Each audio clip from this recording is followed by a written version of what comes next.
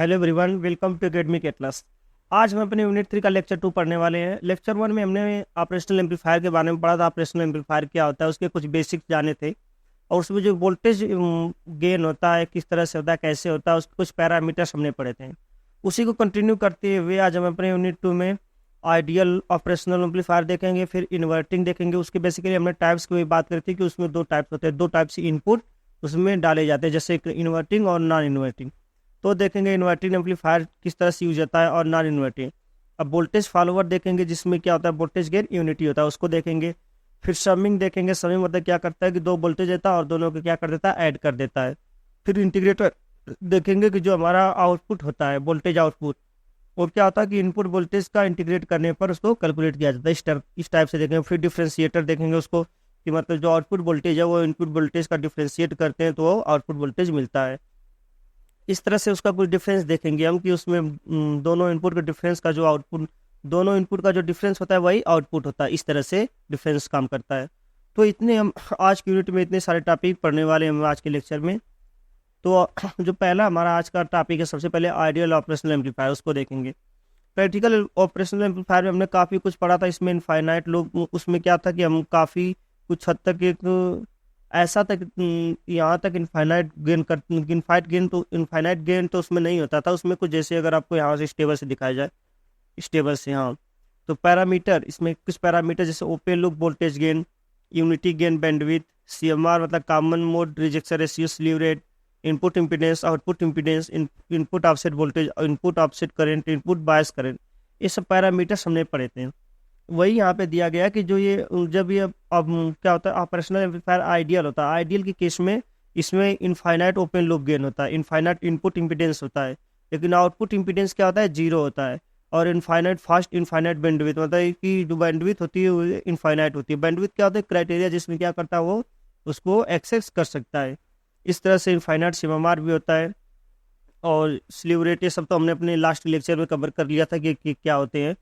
तो बेसिकली हम ये सब तो हमें बस इतना आपको समझना है कि यहाँ पे जो आइडियल बोल ऑपरेशनल एम्पलीफायर है, उसके केस में सब इनफाइनाइट या जीरो रहता है, लेकिन प्रैक्टिकल के केस में इसके कुछ वैल्यू होती है, डिफाइन होती है। तो जो सबसे पहले हम देखेंगे यहाँ पे वर्चुअल ग्राउंड। वर्चुअल ग्राउंड को देखेंगे। वर्चुअल ग्राउंड क्या होता है?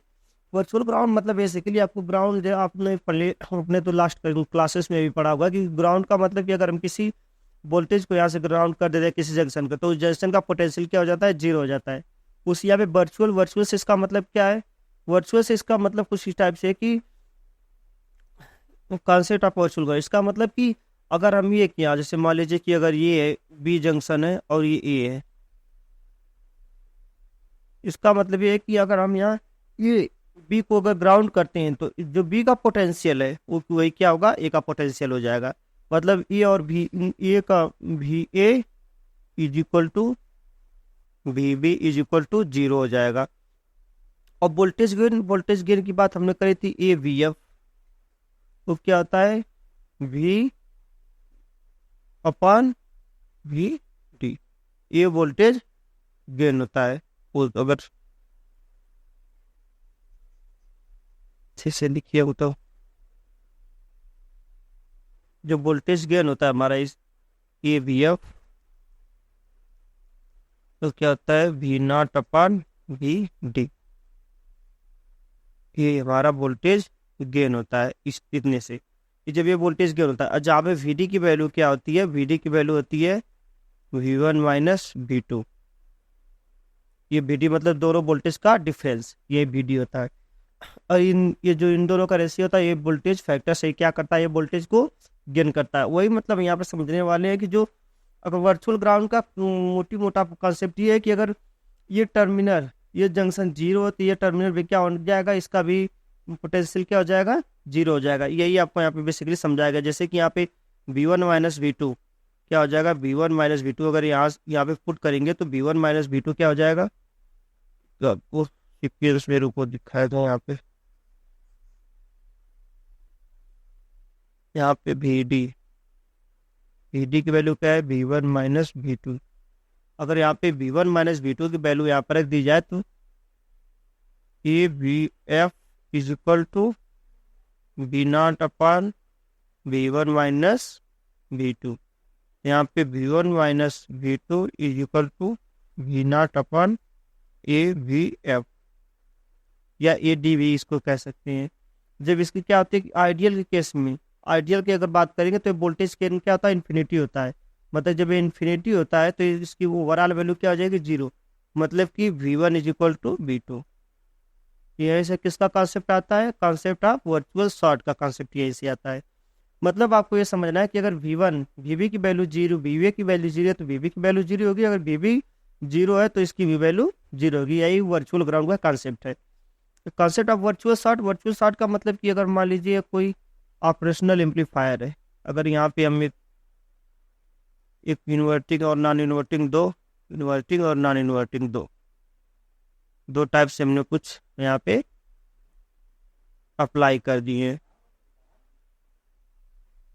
तो क्या होगा कि अगर इसकी वैल्यू जीरो, इस वोल्टेज, ये जो वोल्टेज अगर यहाँ पे रेजिस्टेंस लो रेजिस्टेंस ना हो, बस ये सर्किटेड हो, शॉर्ट सर्किटेड, तो यहाँ पे अगर ये V2 वैल्यू है और V1 है तो क्या होगा, जो यहाँ का पोटेंशियल होगा ये पोटेंशियल इसका रहता है। मतलब कि यहाँ पे क्या होगा, V1 is equal to V2 इस केस में।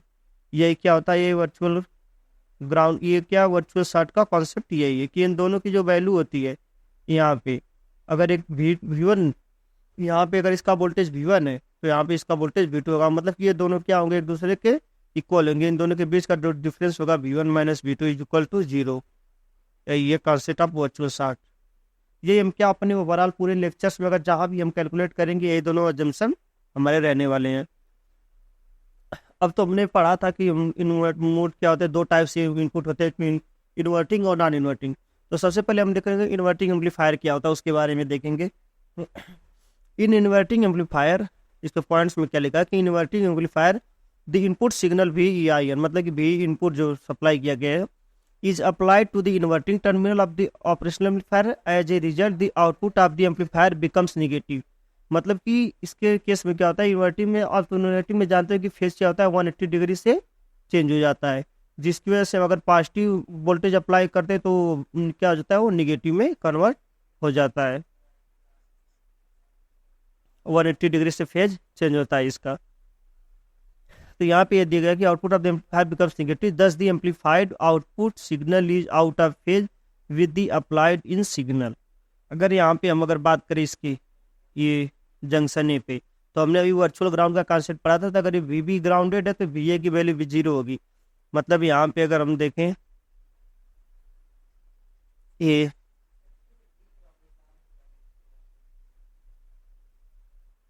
VA is equal to VB is equal to zero. अगर हम इस नोड पे, ये जो नोड है जंक्शन है, अगर यहाँ पे KCL लगा दे, KCL क्या होता है, टोटल इनपुट करंट और टोटल आउटपुट करंट, उन दोनों का सम क्या होना चाहिए, जीरो होना चाहिए। या फिर incoming current is equal to outgoing current. तो VI1, अगर I1 की बात करें तो I1 इस केस में क्या हो जाएगा, अगर इस केस में अगर ऐसे बात करें तो I1 is equal to IF होना चाहिए। IF है और I1, इन दोनों की वैल्यू इक्वल होनी चाहिए अकॉर्डिंग टू KCL। अगर यहाँ पे अगर हम अच्छे से लिखें इसको एक सीक्वेंस मैनर में, दूसरे एक पेज ऐड कर लेते हैं, इस तो नहीं है, एक पेज ऐड कर लेते हैं यहाँ पे। अगर हम यहाँ पे देखते हैं, अगर यहाँ पे हम अप्लाई लिखेंगे, apply KCL, apply KCL eight node ए, अगर ए पे अप्लाई KCL करते हैं तो I1 is equal to IF, ये हमारे क्या है, इक्वेशन 1 है। और अगर I1 की वैल्यू हम कैलकुलेट करें from the equation, from the circuit,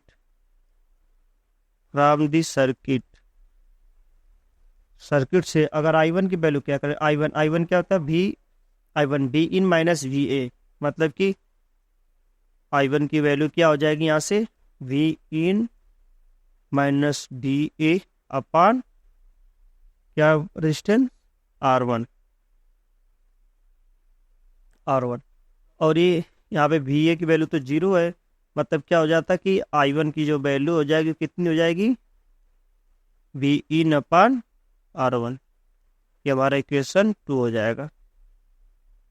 इसी तरह से अगर हम यहाँ पे IF की वैल्यू निकालें, IF क्या हो जाएगा यहाँ पे, IF को देखें तो IF है वोल्टेज GA माइनस V0, मतलब कि BA माइनस V0 बता आउटपुट वोल्टेज अपान RF जो फीडबैक रेजिस्टेंस है, और BA की वैल्यू क्या है, 0 है, मतलब कि जो IF होने वाला है IF is equal to minus V0 upon RF।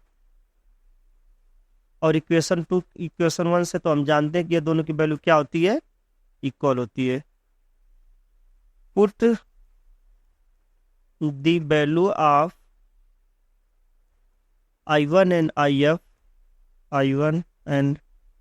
IF in equation 1। तो क्या हमें मिलता है यहाँ पे, I1 की वैल्यू जब पुट करेंगे तो ये VIN अपान R1, और ये IF की value minus V0 upon RF। इस तरह से अगर यहाँ पे हम इसको देखेंगे, इसको क्या करें, यहाँ पे अगर हम V0 को अगर इस V in को अगर इस साइड करेंगे इसके नीचे, तो V0 नहीं, RF को इधर ला देते, सॉरी, ये कुछ इस तरफ से, जैसे अगर ये RF को इधर लाएंगे तो RF is equal to R1 is equal to minus V0 upon Vin।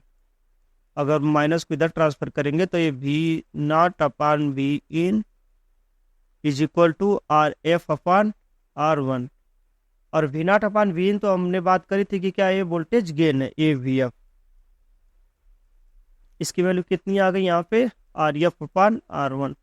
ये क्या है, ये निगेटिव में रहने वाली है, मतलब कि यहाँ पे इन्वर्टिंग एम्पलीफायर में इसकी वैल्यू कितनी आ रही है, निगेटिव में। मतलब कि जो एम्पलीफायर के केस में होता है, इन्वर्टिंग के एम्पलीफायर के केस में क्या होता है कि हमारा जो फेज है, जैसे यहाँ पे दिखाया गया कि फेज 180 डिग्री से चेंज हो जाता है, और वोल्टेज गेन इक्वल रहने वाला है। मतलब कि V0 अपान Vin इनपुट की value minus RF upon R1 हो जाती है। तो हमारा जो वोल्टेज गेन होता है इस केस में कितना होता है, माइनस होता है, जो वैल्यू आती है उसका क्या होता है, माइनस होता है, जैसे माइनस RF अपान R1, ये इसकी वैल्यू होती है।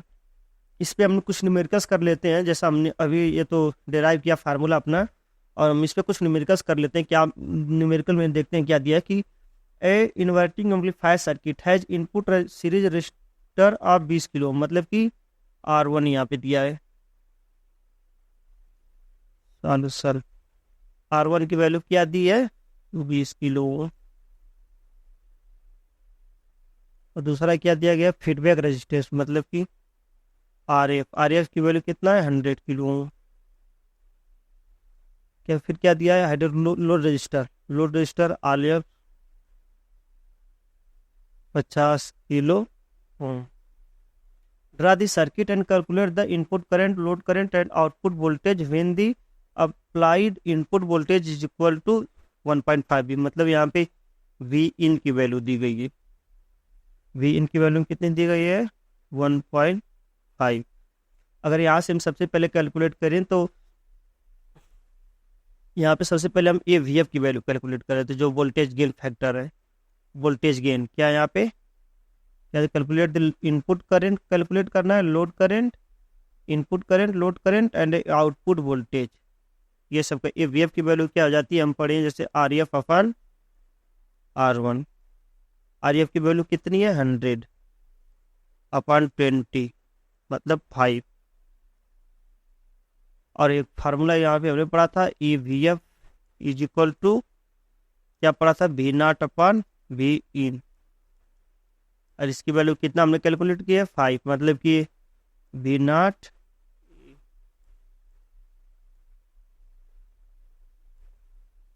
यहाँ पे बात करें तो V0 अपान Vin की जो वैल्यू है 5 है, और Vin की वैल्यू हम यहाँ से कैलकुलेट कर सकते हैं, V5 इंटू Vin की वैल्यू कितनी दे, 1.5 मतलब यहाँ से V0 की वैल्यू कितना कर सकते हैं, 7.5।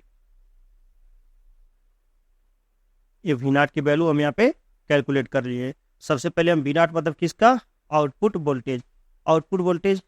अब अगर आउटपुट वोल्टेज हमारा मिल गया। तो अब फिर देखेंगे क्या दिया है कि यहाँ पे इनपुट करंट क्या होता है, आई वन की जो वैल्यू होती है क्या आती है, V in upon R one. I one की वैल्यू वी इन क्या है, V in input voltage 1.5 upon R one कितना है 20 किलो ओम। ये तो काफी वैल्यू इसकी जो है काफी कम हो जा रही है। जैसे यहाँ पे अगर अब बात करें तो आई वन की वैल्यू है, इसको हम डिवाइड करेंगे तो ये कितना आ जाएगा, 2 से अगर डिवाइड करें तो 1.5 है, मतलब 15 करें इसको तो 2 से डिवाइड करें 7.5, मतलब कि आई वन की जो वैल्यू है ये कितना होने वाली है 0.075 इतना मिली एम्पियर, इतना मिली एम्पियर होने वाला है इसकी वैल्यू। और क्या दिया फिर लास्ट में कौन सा, लोड आपको लोड रजिस्टर कितना दिया 50 किलो ओम। और लोड करंट की बात अगर नेक्स्ट पेज कर लेते हैं हम, तो हम यहाँ पे लोड करंट आई एल की वैल्यू यहाँ पे कितनी हो जाएगी V naught upon R L. और वी नाट की वैल्यू हमने कितनी कैलकुलेट की है 7.5 अपान आर एल की वैल्यू कितनी है हमारे में, आर एल की वैल्यू 50 किलो अपान 50 किलो। मतलब आई एल की जो वैल्यू है यहाँ पे अगर निकल के आ रही है, आई एल की जो वैल्यू है कितना निकल के आ रही है 50 से डिवाइड इसको करेंगे तो ये 0 पॉइंट कितना हो जाएगा, ये 5 से 1 करेंगे 15, मतलब 0.15 मिली एम्पियर आई एल की वैल्यू इतना आने वाली है। और ये आई वन की जो वैल्यू है निगेटिव आने वाली है। निगेटिव इसलिए क्योंकि ये भी निगेटिव है, वोल्टेज गेन यहाँ पे निगेटिव, जिसकी वजह से ये भी निगेटिव।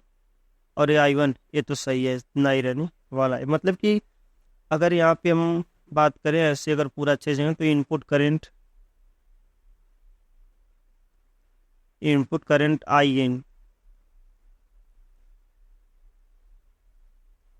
आई इन की वैल्यू कितना हमने कैलकुलेट की है, इनपुट करंट 0.075 कितना मिली एम्पियर, ये हमारा इनपुट करंट है। थोड़ा सा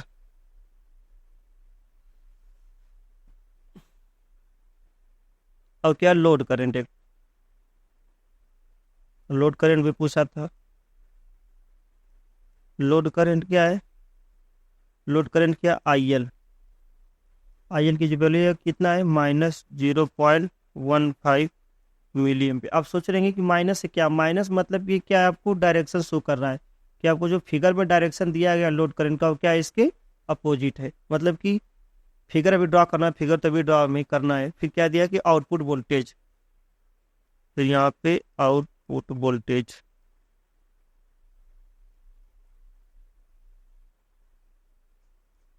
वोल्टेज वी नॉट, इसकी वैल्यू कितनी दी गई है -7.5 वोल्ट। अब फिगर की बात करेंगे तो यहाँ पे सबसे पहले पढ़ते क्वेश्चन क्या है कि हेड इनपुट सीरीज रजिस्टेंस इतना है, फीडबैक रजिस्टर इतना है एंड लोड रजिस्टर इतना है। ये ना, तो मतलब कि अगर इसकी सर्किट डायग्राम की बात करें तो सर्किट डायग्राम कुछ इस टाइप से रहने वाला है। इसका एक ऑपरेशनल एम्पलीफायर है, यहाँ पे ए वी नॉट, एक लोड रेजिस्टेंस, और यहाँ पे क्या एक सीरीज रेजिस्टेंस, और यहाँ पे एक फीडबैक रेजिस्टेंस। मतलब कि ये आर एफ है फीडबैक रेजिस्टेंस, ये आर वन है सीरीज रेजिस्टेंस, और ये आर एल है, और ये भी इन है, और ये जंक्शन ए है, और यहाँ पे क्या ये ग्राउंडेड है भी। इस टाइप से कुछ इसका डायग्राम रहने वाला है। क्या होगा, इन्वर्टिंग था तो निगेटिव और एक पॉजिटिव। इन्वर्टिंग का मतलब कि आपने देखा कि इसका क्या है, आउटपुट वोल्टेज जो है इसका नेगेटिव आ रहा है। जैसे यहाँ पे हमने कैलकुलेट करा नेगेटिव वोल्टेज, इसका क्या है जी -7.5 वोल्टेज है। यह इसका मतलब सेंस निकल के आता है कि अगर बात इन्वर्टिंग की बात है, इन्वर्टिंग आपके वर्ड से समझ में आ रहा है क्या करता है, इन्वर्ट कर देता है, नेगेटिव वैल्यू आ जाती है। और अगर नॉन इन्वर्टिंग एम्पलीफायर की बात करें तो नॉन इन्वर्टिंग एम्पलीफायर में क्या दिया है, फर्स्ट पॉइंट देखते हैं। In non inverting amplifier the input signal been applied to the non inverting terminal, यहाँ पे अप्लाइड की गया जैसे यहाँ पे, और ये क्या ग्राउंडेड है। अब द ओपीपी as a result the output of the amplifier becomes positive, thus the amplified output signal is in phase with the applied in signal. मतलब क्या होता है, उसके फेज में होता है, जैसे कि आप यहाँ पे डायग्राम में भी देख सकते हैं, इन दोनों का फेज क्या है, इक्वल है। This the voltage at node B is मतलब बी इन, यहाँ पे थोड़ा सा कुछ यहाँ पे लैग कर दिया गया, आपको समझने में दिक्कत हो रही होगी, तो इसको क्या करते हैं भाई, रहने देते हैं, समझ लेते हैं इसको अपने से हम लोग। यहाँ पे थोड़ा सा hence the voltage at node A same as node B due to virtual ground. हाँ, हमने वर्चुअल ग्राउंड कांसेप्ट की बात करें कि वी बी पे जो वोल्टेज है वही वी ए पे वोल्टेज रहने वाला है। ये I1, अगर यहाँ पे हम बात करें इस पॉइंट पे, अगर इस पॉइंट पे हम बात करेंगे केसीएल लगाने की, तो यहाँ पे मेरे को यहाँ पे एक पेज ऐड कर लेते हैं। अगर हम apply KCL at node, apply KCL at node B A, node A था ना, apply KCL at node A, हाँ नोड ए। अगर नोड ए की बात करेंगे तो I1 is equal to I F, ये दोनों क्या कि ए की तरफ आ रहा है और ए से जा रहा है, तो मतलब कि I1 is equal to I F, यहाँ पे बी हो जाएगा। और अगर I1 की वैल्यू क्या थी, V A minus B zero, और वी ए की क्या है, अब वी आई, इसकी क्या, क्योंकि ये बी बी है तो ये भी बी बी हुआ, मतलब और दोनों का वोल्टेज क्या है, input B N I N. मतलब कि अकॉर्डिंग टू सर्किट, सर्किट को देखने पे क्या होता है, अकॉर्डिंग टू ये तो इक्वेशन होगा, according to circuit diagram, circuit diagram, according to circuit diagram क्या होगा, I1 की जो वैल्यू होगी क्या निकल के आएगी यहाँ से, ये I1 की जो वैल्यू यहाँ से क्या निकल के आएगी, I1 क्या इधर फ्लो कर रहा है, मतलब zero minus V A, zero minus V A मतलब वी ई नपान R1, zero minus V A upon R1। और ये अगर बात करें यही, ये नॉन इन्वर्टिंग के केस में तो V A minus zero, zero minus V ए, शायद यहाँ पे अगर बात की जाए तो थोड़ा सा कि इस केस में अकॉर्डिंग टू सर्किट डायग्राम के क्या होता है कि आई वन क्या यहाँ पे ये वी ए से इधर जा रहा है, तो मतलब कि हम क्या करते हैं, V A minus zero, sorry हाँ, अगर इसकी डायरेक्शन तो इधर है करंट की, तो यहाँ से हम लेंगे इनपुट I1 की जो वैल्यू है, शायद I1 की जो वैल्यू है V A minus zero upon R1, ये क्या होगा, मतलब I1 is equal to V A upon R1, equation two क्या देगा। और अगर इसकी बात करें IF की वैल्यू क्या है, यहाँ पे IF की करंट की डायरेक्शन कहाँ है, वी नॉट से बी ए की तरफ, मतलब कि क्या है ये V naught minus B, sorry ये V naught minus B A upon R F, ये किसकी वैल्यू है, IF की। इक्वेशन क्या होगा, ये इक्वेशन 3 होगी, यही V naught minus V A upon R F, इन दोनों की वैल्यू क्या। अब इन दोनों को क्या करते हैं हम, नेक्स्ट पेज में इक्वेलेट कर देते हैं। इक्वेलेट का मतलब इन द सेंस कि इन दोनों को कंपेयर कर लेते हैं। Put the value of V1 and V2, put the value of I1 and value of I1 and IF in equation 1।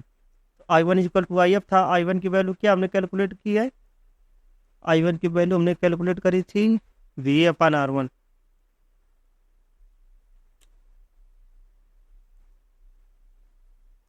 Plus A V A upon R1 is equal to, और इसकी value क्या कर, IF की value क्या करी थी हमने, V naught upon V naught minus V A upon R F, इसको क्या लिख सकते हैं, V A upon R one is equal to V naught minus, इसको हम क्या कर सकते हैं, एक्सप्लिट कर सकते हैं। इसको अगर इरेजर से मिटाए तो ये कुछ इस टाइप से यहाँ पे निगेटिव साइन क्रिएट कर सकता है।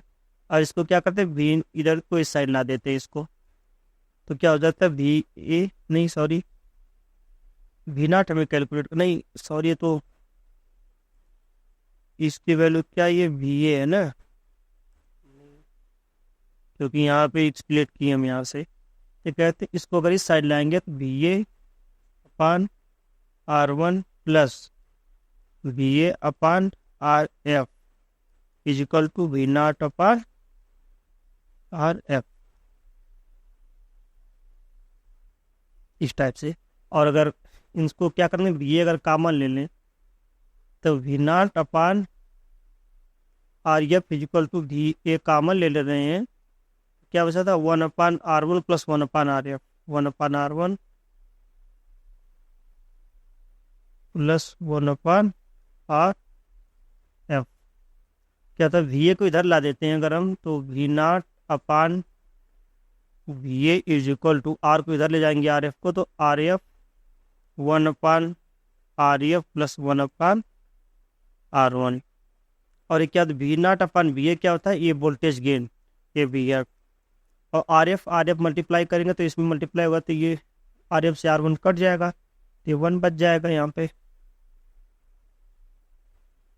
पे क्या हो जाएगा, वन प्लस ये क्या हो जाएगा, R F upon R one. मतलब कि जो वोल्टेज गेन क्या होता है इसमें, तो पॉजिटिव है, और दूसरी बात क्या है, एक यूनिट से ज़्यादा भी है इसमें वोल्टेज गेन। ये क्या होगा, ये भी एफ होगा, यही हमारा इन्वर्टिंग नहीं, इसमें कौन सा नॉन इन्वर्टिंग केस है ना, नॉन इन्वर्टिंग के केस में जो हमारा वोल्टेज गेन रहता है तो कितना है, one plus R F upon R one. इसकी वैल्यू क्या होती है, V naught upon V A. V A मतलब क्या है, वी ए से आपको ये निष्कर्ष निकलता है, वी ए मतलब वी इनपुट। इस पर कुछ न्यूमेरिकल्स देख लेते हैं। ये non inverting amplifier has input resistance of 10 kilo, मतलब कि एम्पलीफायर इनपुट रेजिस्टेंस, मतलब अगर सॉल्यूशन की बात करें तो इनपुट रेजिस्टेंस मतलब R1, R1 की बात इन्होंने कितनी की है, 10 kilo Om. And feedback resistance जो है कितना है, RF की वैल्यू कितनी है, 60 kilo ohm. With load resistance क्या है, RL is equal to 47 kilo ohm. Draw the circuit and calculate the output voltage निकालना है, वोल्टेज गेन, लोड करंट, ये सब चीज़ें हमें क्या करनी है, कैलकुलेट करनी है। तो सबसे पहले हम देख लेंगे कि हमें क्या दिया है, तीन ही चीज़ें दी गई। इनपुट वोल्टेज भी आपको दिया है वी इन या वी ए कह सकते हैं इसको, 1.5 वोल्ट दिया गया है। तो क्या करेंगे, सबसे पहले हम यहाँ पे निकालेंगे वोल्टेज गेन।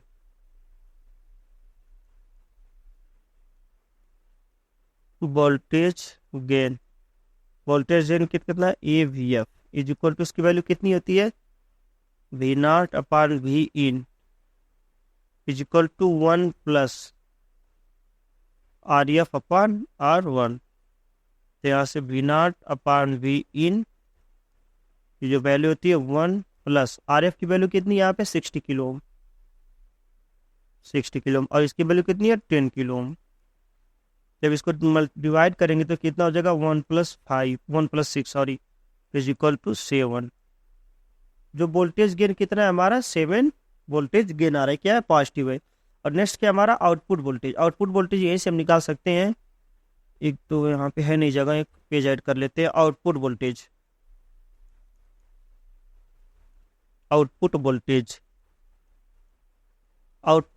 वी नॉट, यहाँ से वी नॉट की जो वी नॉट अपन वी इन हमने क्या कैलकुलेट किया है, 7, और वी नॉट की जो वैल्यू हो जाएगी 7 इंटू वी इन, और वी इन के हमें कितना दिया गया है, 1.5 दिया है क्वेश्चन में मेंशन। तो वी नॉट की जो वैल्यू है, V naught is equal to 10.5 हो जाएगा। तो जाता ही कितनी वैल्यू होने वाली है इसकी, इतने वोल्ट। और नेक्स्ट हमारा क्या दिया गया है, नेक्स्ट जो हमारा ये 10.5 वोल्ट तो आ गया। फिर हमारा लोड करंट क्या कैलकुलेट करने के लिए कर रहा है, वोल्टेज गेन, आउटपुट वोल्टेज होगा लोड करंट। लोड करंट को हम कैसे कैलकुलेट करेंगे, यहाँ पे लोड करंट,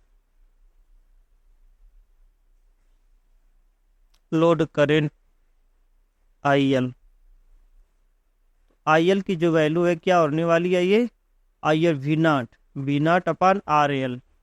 V0 की वैल्यू हमने कितनी की है 10.5 ये आया है, और ये कितना RL की वैल्यू कितना दिया 47 किलो ओम। तो इसको मिला के IL की जो वैल्यू है क्या निकल के आती है 10.5 अपॉन 47 किलो, निकल के ओवर 0.2234। ये कितना निकल के आ रहा है, इतना एम्पियर नहीं, सॉरी इतना मिली एम्पियर होना चाहिए आई थिंक। अगर डिवाइड करके देखा जाए क्या 3.5 और 47,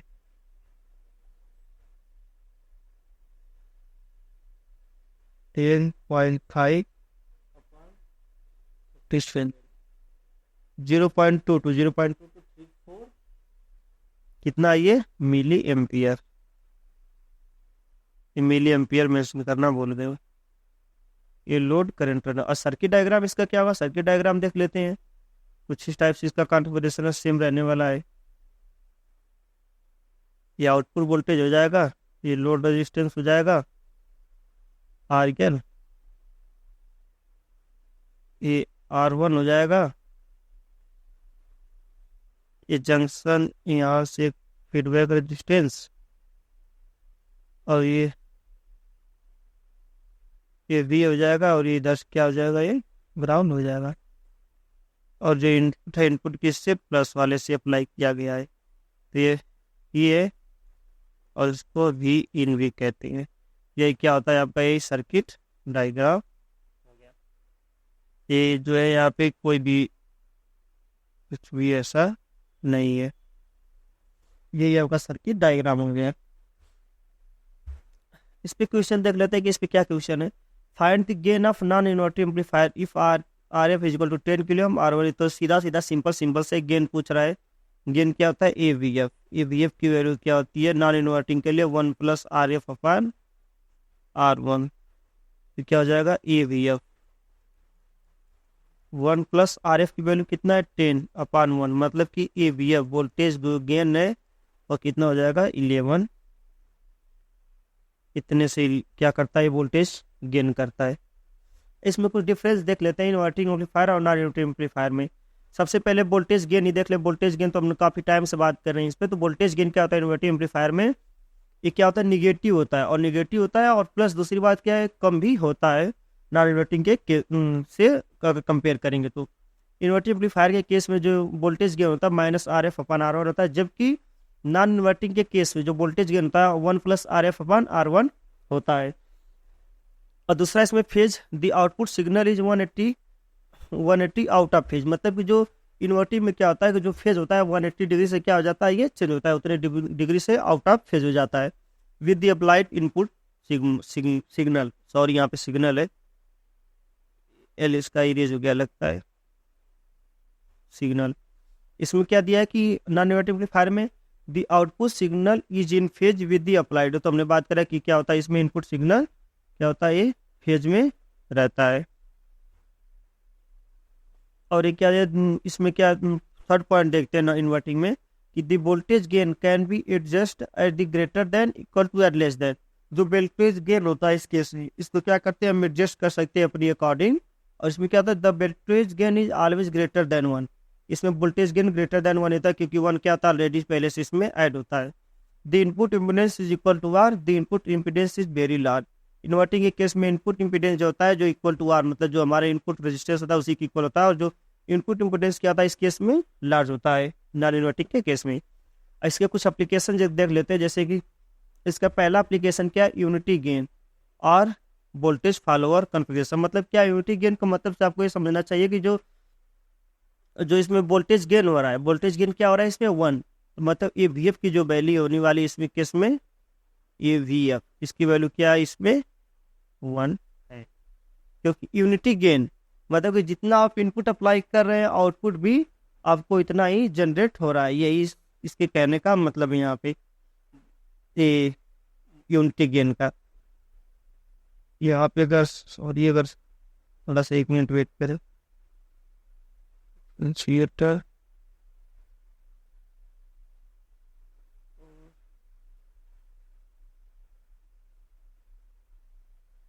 यहाँ पे तो कुछ दिख नहीं रहा है साला। वोल्टेज फॉलोवर, वोल्टेज फॉलोवर के केस में क्या था कि अगर फर्स्ट पार्ट इसका देखें कि ये voltage follower is an operation amplifier circuit in which the output voltage follow the applied input. मतलब कि जो हम जितना इनपुट वोल्टेज अप्लाई करते हैं आउटपुट वोल्टेज भी उतना ही होता है। In other word the output voltage is the same as the input voltage. जो आउटपुट वोल्टेज होता है इनपुट वोल्टेज के इक्वल होता है। यहाँ पे सही है। The output at node B is V B equal to V in. V B जो वैल्यू है वी इन, ये अभी हम बताएंगे कि ऐसा क्यों होता है। Due to virtual ground transfer the concept the voltage at node A is V A equal to V B. तो हमने वर्चुअल ग्राउंड कॉन्सेप्ट में पढ़ा था कि जो वोल्टेज ए टर्मिनल पे होता है वो क्या होता है बी टर्मिनल के इक्वल होगा। The gain is given by A V F equal to V naught upon V E. और यहाँ पे अगर बात करें तो यहाँ पे देखेंगे कोई भी रेजिस्टेंस या फिर फीडबैक रेजिस्टेंस नहीं लगा, जिसकी वजह से क्या होता है कि अगर ये की वैल्यू वी बी मतलब वी इनपुट जो वोल्टेज है उसकी वैल्यू वी ए के बराबर है, तो वी ए से क्या होता है यहाँ पे वी नॉट की वैल्यू भी वी ए के इक्वल होगी। जैसे यहाँ पे मैं V as equal to B B मतलब in other V as equal to B B is equal V input the gain is given by A V F is equal to V naught upon V in. The output voltage is given by V naught is equal to A V F into V in. The node A is directly connected to output terminal. यहाँ पे देख सकते हैं कि node A क्या directly connected क्या है output terminal से। V naught is equal to V A हो जाएगा, जिसकी वजह से इनपुट वोल्टेज आउटपुट वोल्टेज के इक्वल हो जाएगा यहाँ पे जैसे आपको दिया गया। और इस केस में जब ये दोनों इक्वल हो जाएगा तब वोल्टेज गेन क्या होगा, इस केस में ये वी एफ की वैल्यू 1 हो जाएगी। ये वोल्टेज फॉलोवर है जो वोल्टेज गेन ऑफ 1, इसलिए इसको वोल्टेज फॉलोवर से भी करते क्या होता है इनपुट वोल्टेज को फॉलो करता है। It has also called a unity gain amplifier, A buffer amplifier and A isolation amplifier. ये सब क्या इसके नाम है।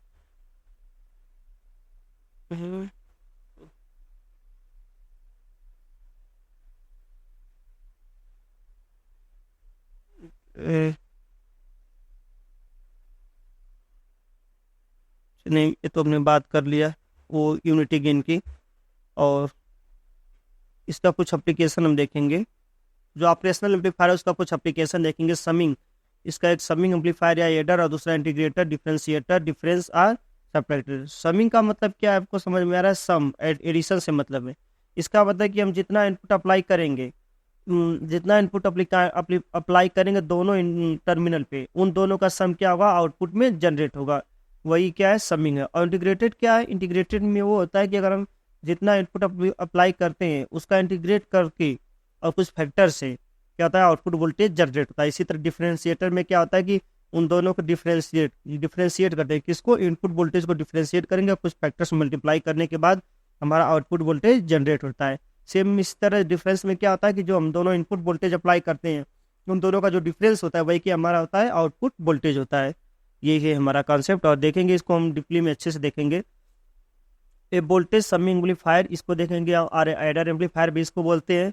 इसको हम देखेंगे तो इसमें क्या होता है कि adder is an operational amplifier circuit which can accept 2 or more input and produce output as the sum of this input. मतलब क्या करता है कि ये which can accept 2 or more input, 2 या 2 से ज़्यादा इनपुट को एक्सेप्ट करता है। Produce output as this sum of this input, मतलब कि चाहे एक या एक से ज़्यादा आप इनपुट अप्लाई करें और उन सबका सम क्या करता है ये आउटपुट में जनरेट करता है। ये भी 2 टाइप्स के होते हैं, इन्वर्टिंग और नॉन इन्वर्टिंग। इन्वर्टिंग में क्या होता है कि जो इनपुट होते हैं इन्वर्टिंग से अप्लाई किए जाते हैं, और नॉन इन्वर्टिंग में क्या होता है कि एक जैसे अगर आप सोचेंगे कि इनपुट तो कई है इन्वर्टिंग, इसमें कई सारे कैसे हो सकते हैं, तो इस तरह से आपको कॉन्फ़िगरेशन दे सकता है। जैसे यहाँ पे अगर बात करी जाए तो इस तरह से अगर कॉन्फ़िगरेशन दे देगा आपको कि ये इस गिवन है इस तरह से, और ये क्या है हमारा सिंगल दे देगा, ये नेगेटिव या पॉजिटिव। ये क्या हो जाएगा कि ये V1 ये V2 ये V3 ये टर्मिनल। मतलब कि यहाँ पे देख सकते हैं कि एक से ज़्यादा यहाँ पे अप्लाई कर दिया गया।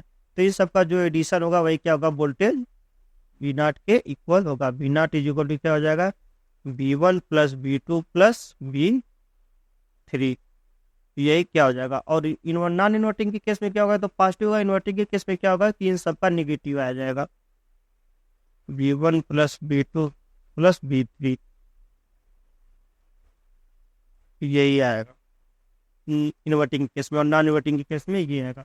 और इसको देखते हैं हम अच्छे से इन्वर्टिंग समर में, जैसे यहाँ पे दिए गए हैं, आपको डायग्राम में बहुत अच्छे से मेंशन किया गया है कि इन्वर्टिंग समर में क्या है, फीडबैक रेजिस्टेंस RF है, B है, V नॉट है। तो अगर आप ए पे KCL अप्लाई करेंगे तो मतलब total incoming current I1 plus I2 plus I3, अगर यहाँ पे बात करी जाए जैसे, तो पहले इसको इरेज कर लेते हैं, तो अच्छे से देखेंगे। तो यहाँ पे क्या है, अप्लाई KCL अप्लाई जब करेंगे, अप्लाई KCL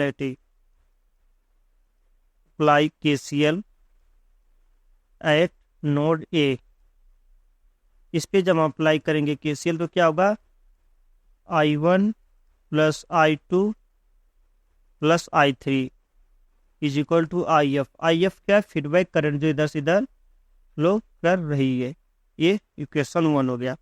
और यहाँ पे अगर हम I1 की वैल्यू कैलकुलेट करेंगे, I1, तो I1 की जो वैल्यू होती है क्या होगी कि be in minus VA is upon R1। I2 की जो वैल्यू है क्या हो जाएगी, V2 minus VA upon R2। और I3 की जो वैल्यू हो जाएगी वो क्या हो जाएगी, V3 minus VA upon R3।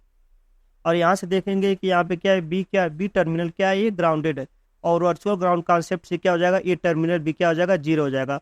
और यहाँ पे ए की वैल्यू 0 हो जाएगी, जिसकी वजह से V1 अपान R1 ये क्या हो जाएगा, V1 अपान R2 V2 अपान R2। और ये क्या हो जाएगा, V3 अपान R3 हो जाएगा इस केस में। और अगर इसकी बात करेंगे हम, ये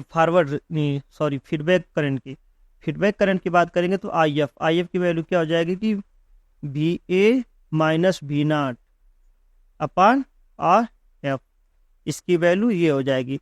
और यहाँ पे VA की वैल्यू 0 है, जिसकी वजह से IF की जो वैल्यू होगी आप यहाँ पे क्या हो जाएगी, minus V not upon RF, इसकी वैल्यू ये हो जाएगी।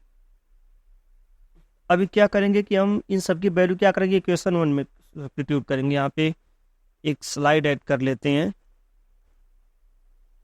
सब्स्टिट्यूटिंग वैल्यू ऑफ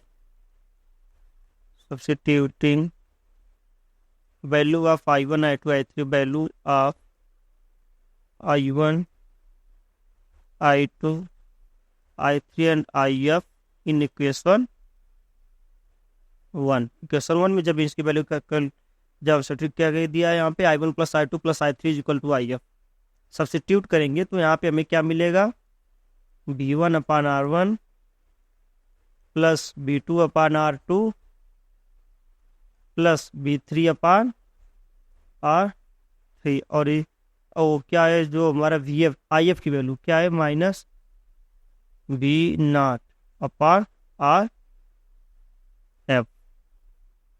ये ऐसा हो गया। इस केस मतलब कि ये जो हमारा वोल्टेज है, जो हमारा आउटपुट वोल्टेज है, अगर इसको नहीं इस तरह से नहीं, अगर एक अच्छे से थोड़ा सा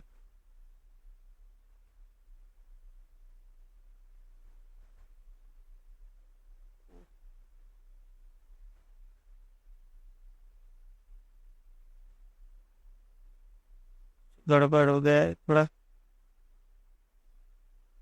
यहाँ पे V नॉट की अगर बात करेंगे तो हम V नॉट की वैल्यू क्या हो जाएगी, माइनस RF क्या हो जाएगी, V1 अपान R1 प्लस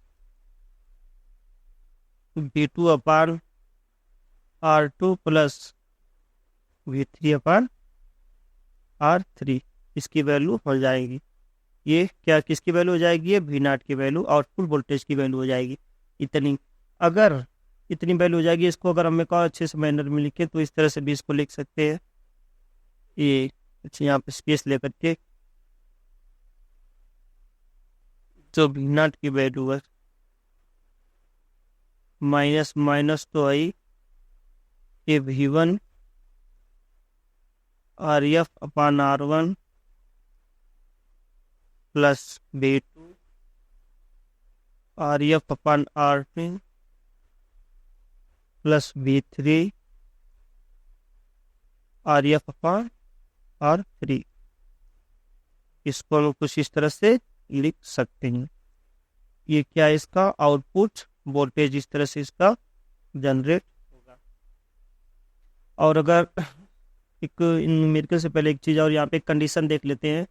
एक कंडीशन अगर हो जाएगी कि if R1 is equal to R2 is equal to R3 is equal to RF is equal to R मान लें, सबकी वैल्यू जब हम इतना मान लेते हैं तो क्या हो जाएगा यहाँ पे, जब इस सबकी वैल्यू RF ये सब इक्वल हो जाएंगे तो इसकी वैल्यू क्या आ जाएगी, V0 की वैल्यू, V0 की वैल्यू क्या हो जाएगी, V1 plus V2 plus V3। आप इससे चाहे जितना भी ऐड कर सकते हैं।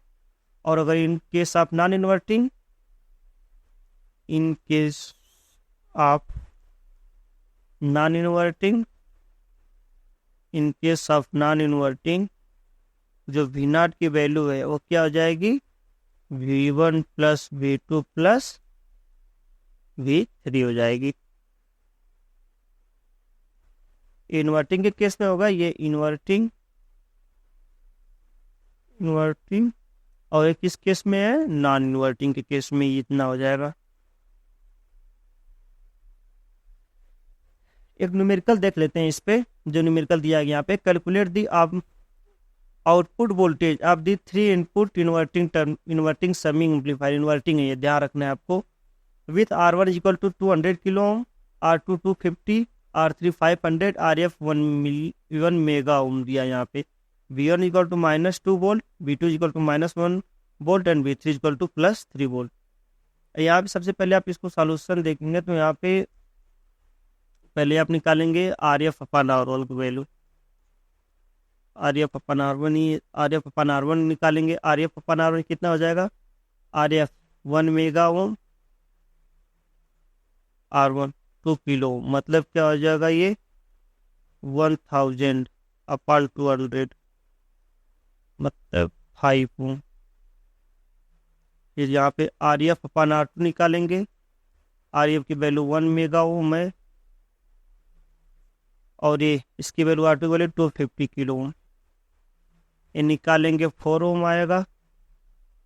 और RF अपान R3 की जो वैल्यू निकालेंगे तो 1 मेगा ओम पर कितना 500 किलो ओम, ये निकालेंगे कितना आएगा 2 ओम आएगा।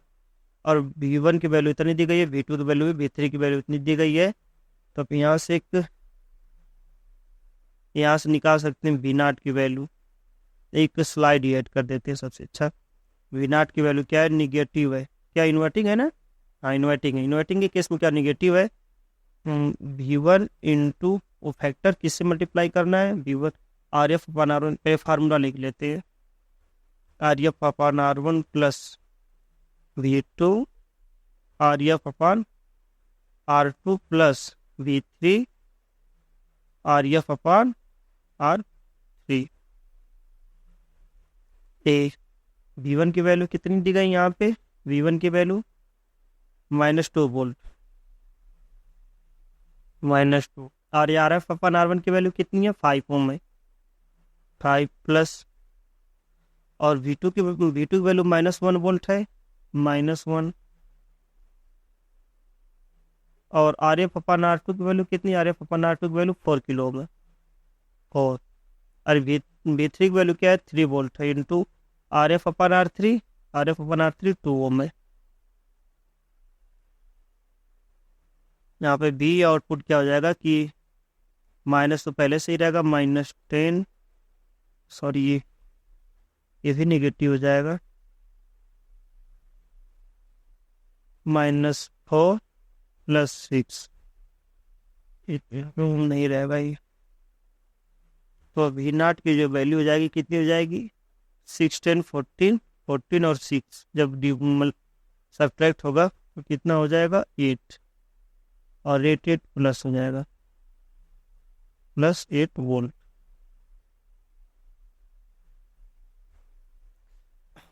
नेक्स्ट क्वेश्चन देखते हैं हम अपना, determine the V naught for the circuit shown in the figure. इसके लिए विनाट की वैल्यू आपको ये आपको छोड़ दिया जाता है एक प्रैक्टिस करने के लिए, आप इसकी वैल्यू कैलकुलेट करेंगे। बहुत ही ईजी क्वेश्चन है, आपको एक प्रैक्टिस क्वेश्चन के रूप में इसको छोड़ दिया जाता है, बहुत ही ईजी, आप इसको आसानी से कर सकते हैं। ये आपको designed circuit using an operational amplifier to obtain an output voltage. Output voltage इतना कैलकुलेट करने के लिए, where V1 V2 and V3 are the input voltage, draw the circuit diagram. क्या दिया, डिजाइन एड सर्किट यूजिंग, इसको क्या दिया पे RF। अगर इसको इक्वेशन से कंपेयर करेंगे तो क्या हो जाएगा, RF क्या हो जाएगा, ये RF upon R1 into V1 plus RF अपान R2 into V2 plus RF अपान R3 इंटू V3। अगर इससे हम कंपेयर करेंगे, तो RF की वैल्यू कितनी आ जाएगी, RF की वैल्यू 2 आ जाएगी। और ये क्या हो जाएगा, RF अपान R1, इसकी वैल्यू कितनी आ जाएगी, 0.1। और सॉरी और RF अपान R2 की वैल्यू, RF अपान R2 इसकी वैल्यू जो है, इसकी वैल्यू कितनी आ जाएगी, 0.5। और RF अपान R3 की वैल्यू 20। और RF की वैल्यू यहाँ पे दी गई है, RF की वैल्यू अगर 2 है यहाँ पे, तो इसे डिवाइड करने पे R1 की वैल्यू कितनी आ जाएगी, 20। यहाँ से R2 की वैल्यू कितनी आ जाएगी, इसमें अगर 2 रखेंगे 0.5 इंटू 10 24 आ जाएगी। और यहाँ पे R3 की वैल्यू अगर R2 की वैल्यू यहाँ पे 2 रखेंगे तो कितना आ जाएगा, 0.1। इतने हो ये तो सही, यहाँ पे अगर 2/4 रहेगा, ये भी सही है। मतलब कि ओवरऑल आपको ये समझना है कि जो यहाँ पे आपको R1 R2 R3 इन तीनों की वैल्यू आ गई है। Design V0 where V1 V2 V3 आदि इनपुट वोल्टेज आदि सर्किट डायग्राम। अब आपको क्लियरली समझ में आया कि यहाँ पे निगेटिव नहीं है, तो एक किसका केस है, नॉन इन्वर्टिंग का केस है। और इसका सर्किट डायग्राम बनाएंगे तो कुछ इस टाइप से होगा, कुछ इस टाइप से। ये तो चला जाएगा ये, बाकी इसके 3 पार्ट्स हो जाएंगे, ये निगेटिव पॉजिटिव, इसके 3 पार्ट्स हो जाएंगे।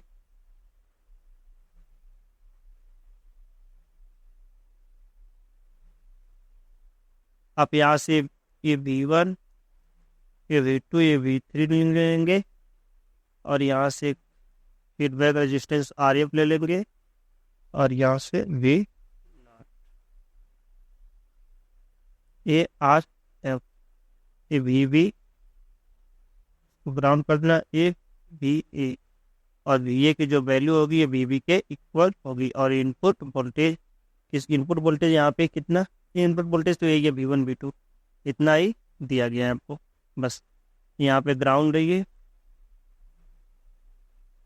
यही आपका क्या है, सर्किट डायग्राम है इसका।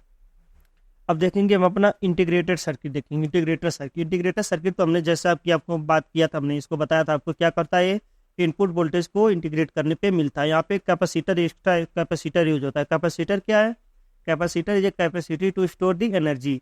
कैपेसिटर क्या है कि वो ऐसा मटेरियल है, भी इसी तरह इम्पीडेंस ही होता है, लेकिन क्या करता है, एनर्जी को स्टोर करता है। जबकि रेजिस्टेंस क्या करता है, ये एनर्जी को स्टोर नहीं करता है, एनर्जी को बर्न करता है बस, जिसकी वजह से हीट जनरेट होती है। पर ये कैपेसिटर एनर्जी को स्टोर कर सकता है, इसमें कैपेसिटी होती है।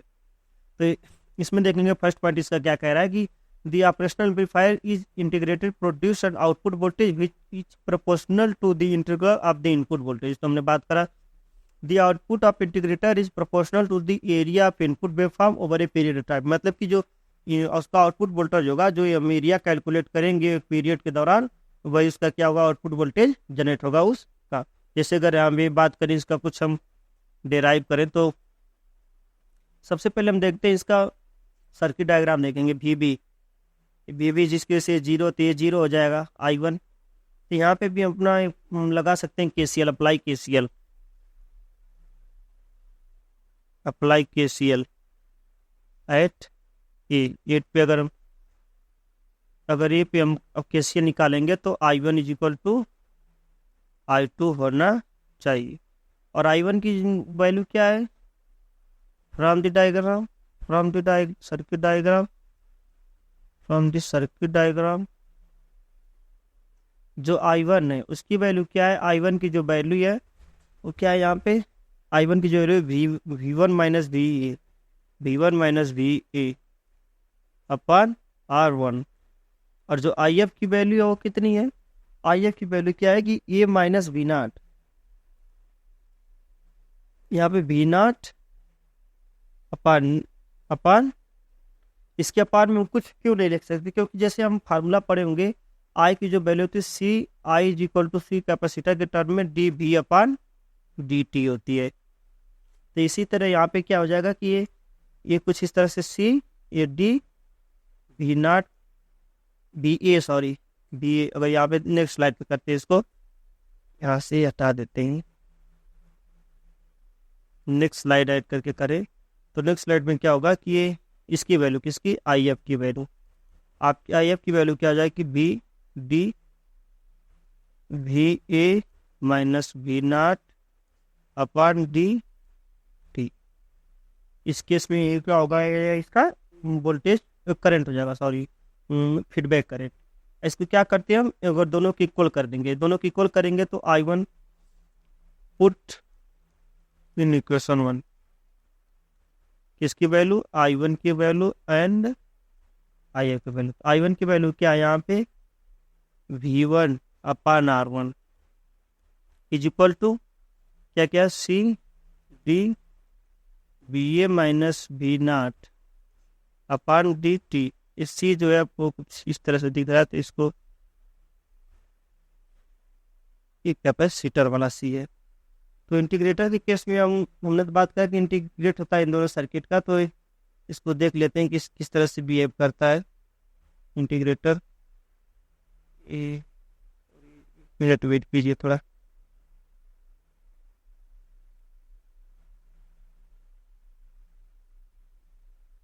इंटीग्रेटर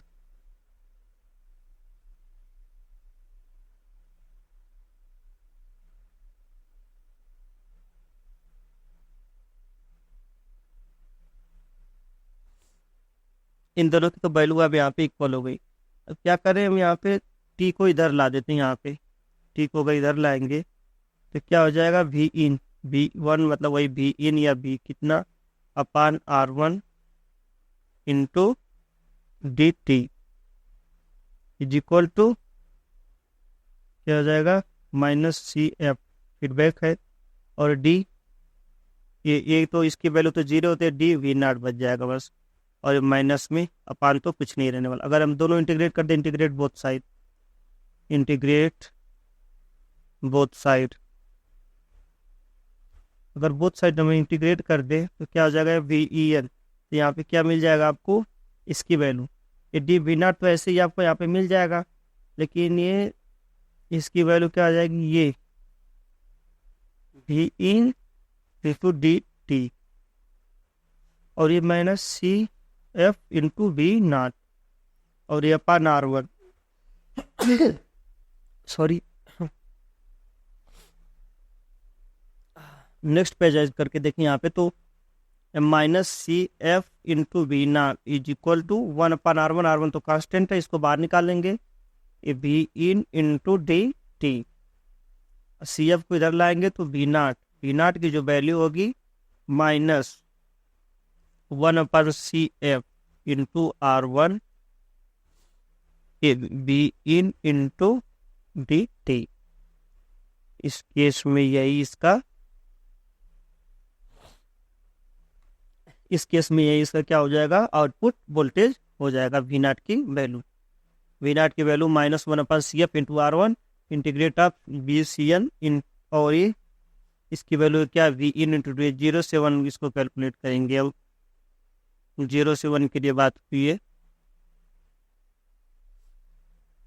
और इस पे न्यूमेरिकल है यहाँ पे दिया गया है इंटीग्रेटर सर्किट पे। अब मैं चाहता हूँ कि आप लोग ये करें, क्योंकि समय का काफ़ी अभाव, अभी बहुत सारे टॉपिक्स अभी करने आपको, ये अभी तो हम यहाँ पे काफ़ी है, अभी अब एक समिंग है, फिर समिंग तो हमने कर लिया, एंड डिफरेंशिएटर और डिफरेंस ये दोनों बचे हुए हैं। इसलिए मैं चाहता हूँ कि आप लोग इस क्वेश्चन को करिए। आपको अगर नहीं आ रहा तो मैं इसका लिंक कर दूंगा इसको डिस्क्रिप्शन में, आप वहाँ से देख लेना। पर मुझे तो नहीं लगता कि उतना टफ है, क्योंकि इतना इजी सा क्वेश्चन दिया गया, आप इसको आसानी से कर सकते हैं। अब बात करेंगे हम डिफरेंशिएटर सर्किट की बात करेंगे।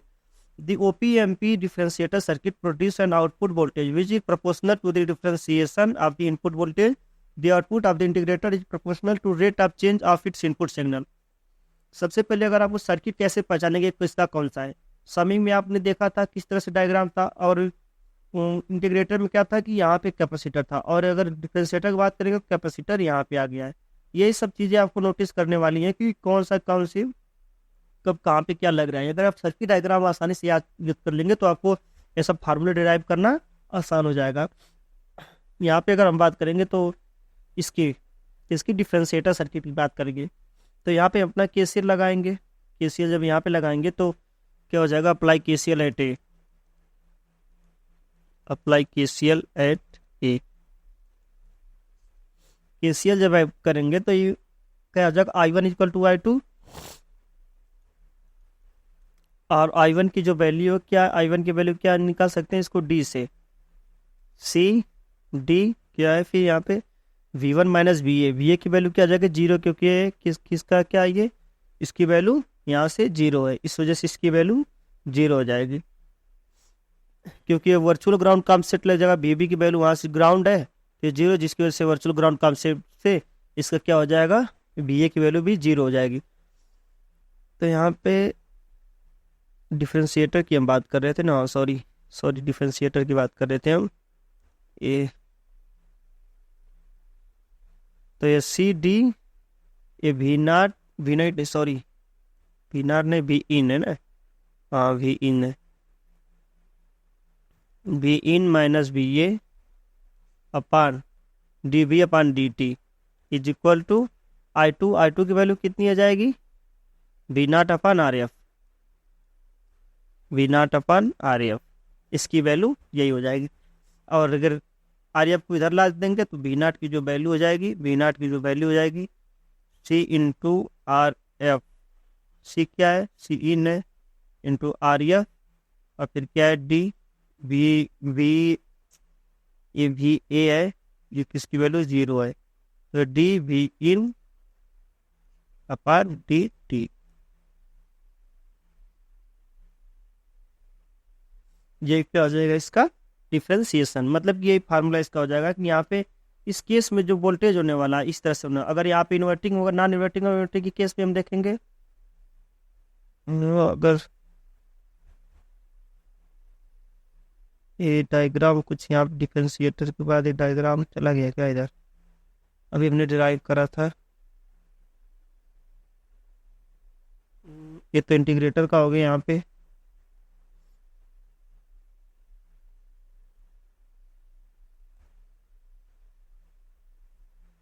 डिफरेंशिएटर का फिर हम कैलकुलेट करते हैं, कोई बात नहीं।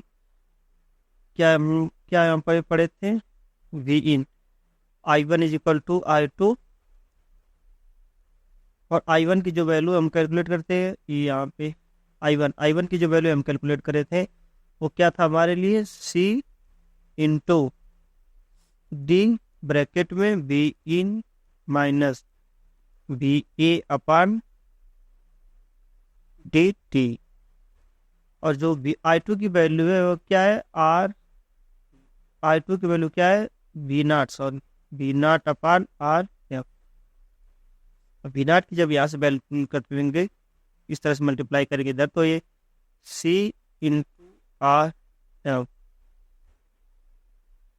ये डी वी ए की वैल्यू 0 है, डी वी ई एन अपान डी टी। नॉन इन्वर्टिंग के केस में तो ये आएगा, लेकिन जब इन्वर्टिंग हो जाएगा तो ये यहाँ पे माइनस हो जाएगा, जिसकी वजह से यहाँ पे माइनस, और ये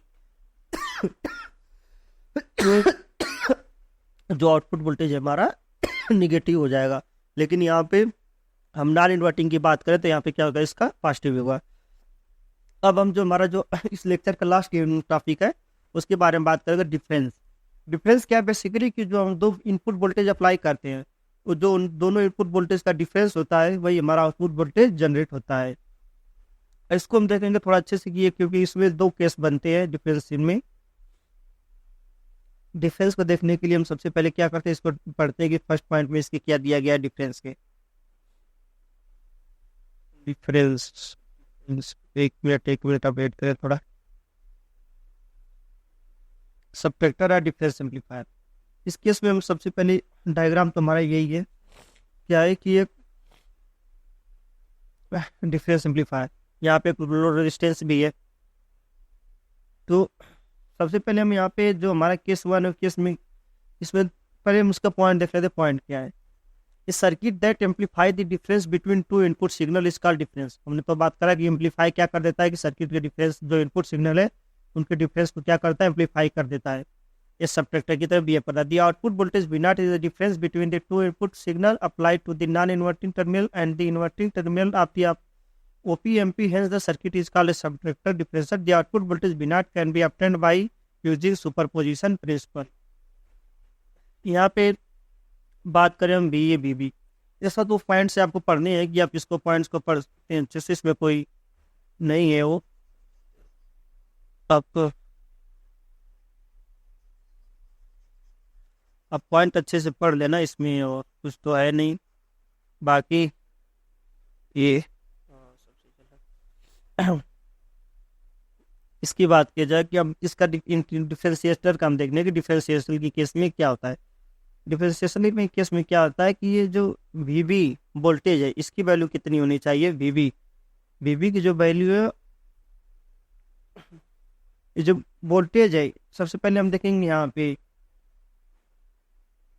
V01 मतलब कि 0 और 1, यहाँ पे जो है इसका इनपुट जब V1 है और तो आउटपुट इसका, इस केस में क्या होगा, हमारा आउटपुट V01 के केस में हमारा आउटपुट क्या आ जाएगा, -RF/R1 इंटू V1। ये कहाँ से आया आप कहेंगे, ये आया यहाँ से कि यहाँ पे देखें क्या ये इन्वर्टिंग है। इन्वर्टिंग के केस में हमने पढ़ा था कि वोल्टेज गेन कितना है, ये VF इक्वल टू -RF/R1 होता है। इस केस में ये होता है, और ये तो हमने पढ़ा ही था। दूसरी बात हमने ये भी पढ़ा था कि ये जो वोल्टेज गेन होता है -RF/R1 होता है, और ये किसकी इक्वल होता है, -V0/V इनपुट की इक्वल होता है। और यहाँ पे हम इसकी बात करें बस इन्वर्टिंग की, तो इस वजह से वोल्टेज गेन इतना है, तो यहाँ पे इसे मल्टीप्लाई करते जब ये इधर आ जाएगा। मतलब आपको बहरहाल ये पहले पॉइंट याद करने कि इसकी वजह से जो आउटपुट जनरेट हो रहा है कुछ इस तरह से जनरेट हो रहा है। और जब V2 की बात करेंगे, केस 1 हो गया इसका।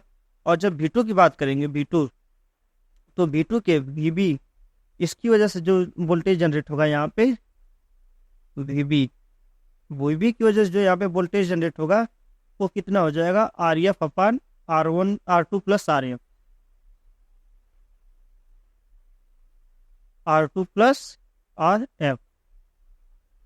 नहीं, ये तो VB की बात हम कर रहे हैं कि ये जो वोल्टेज है वो कितना यहाँ पे रहने वाला है, ये V2। लेकिन इसकी वजह से अगर V02 इसकी वजह से आउटपुट जनरेट हो रहा है, तो क्या कहेंगे इस पे voltage gain into input voltage VB।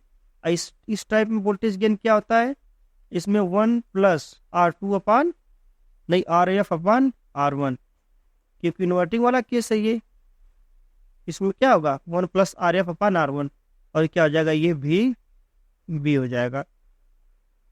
जब VB हो जाएगा यहाँ पे, तो जब इसका VB की वैल्यू यहाँ पे पुट करेंगे V02 क्या हो जाएगा, यहाँ से V02 की जो वैल्यू हो जाएगी, V02 की वैल्यू हो जाएगी 1 प्लस RF/R1। और दूसरे केस में क्या हो जाएगा कि RF/R2 प्लस RF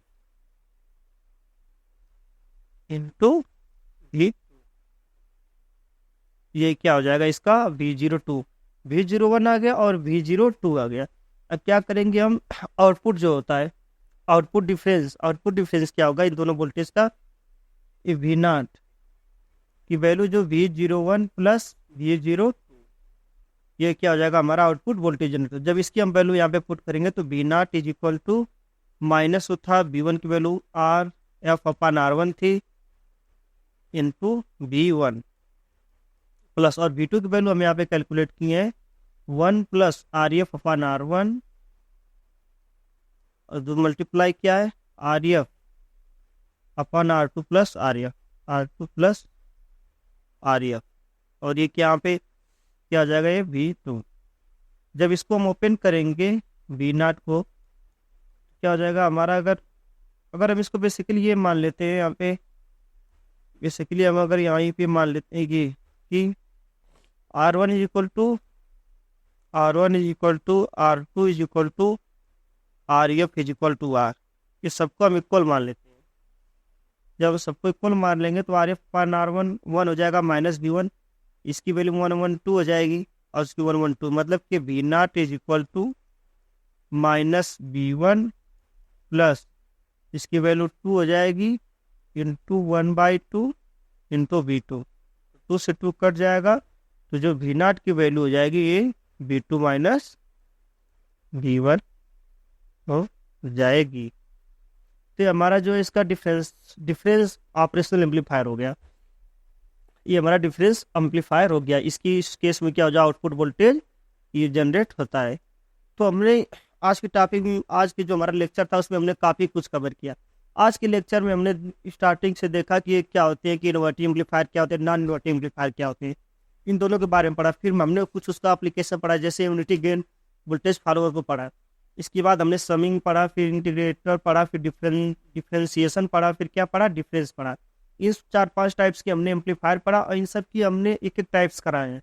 आप इसको दूसरी टाइप से भी देख सकते हैं कि इन्वर्टिंग से जब इनपुट अप्लाई किया जाता है तब क्या होता है, और जब नॉन इन्वर्टिंग से इनपुट अप्लाई किया जाता है तब क्या होता है।